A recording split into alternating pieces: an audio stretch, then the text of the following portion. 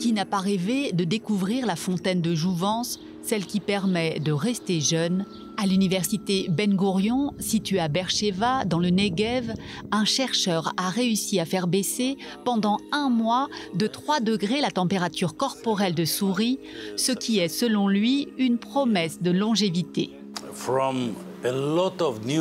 De nombreuses expériences sur des animaux à sang froid ont montré que la baisse du métabolisme et de la température est le facteur qui a le plus d'impact sur l'augmentation de leur durée de vie.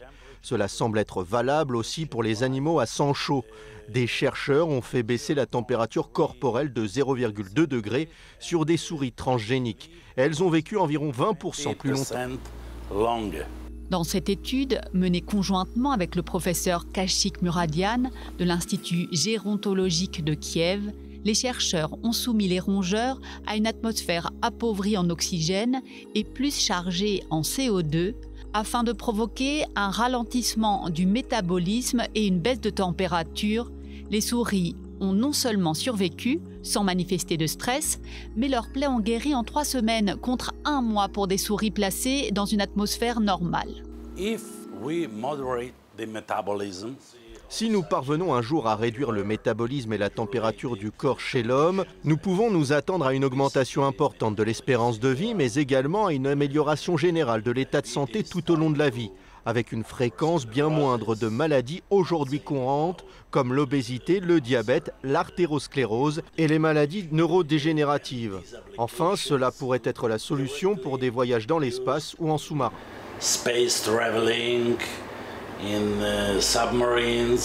Les scientifiques vont désormais plonger dans cette atmosphère une centaine de souris pendant toute leur vie afin d'étudier les conséquences. À quelques dizaines de mètres de là, dans le laboratoire des sciences de la vie, une autre chercheuse tente d'enrayer le processus de vieillissement, cette fois au niveau moléculaire. Nous avions découvert une enzyme qui est très importante dans le vieillissement. Si elles ne l'ont pas, nos souris vieillissent prématurément et deviennent très malades. Nous avons également découvert que cette protéine reconnaissait les cassures dans notre ADN et lançait le processus de réparation des cellules. La sirtuine 6, c'est le nom de cette protéine, joue un rôle similaire à celui des premiers secours pour notre ADN.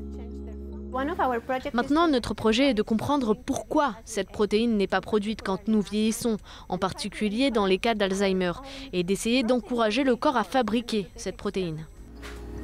L'objectif est de développer d'ici 10 ans un traitement à la fois préventif et curatif des maladies neurodégénératives, afin de pouvoir intervenir à chaque stade de la maladie. Le laboratoire de Debbie Teuber a déjà prouvé qu'une alimentation riche en sucre et en graisses saturées jouait un rôle important dans le vieillissement prématuré.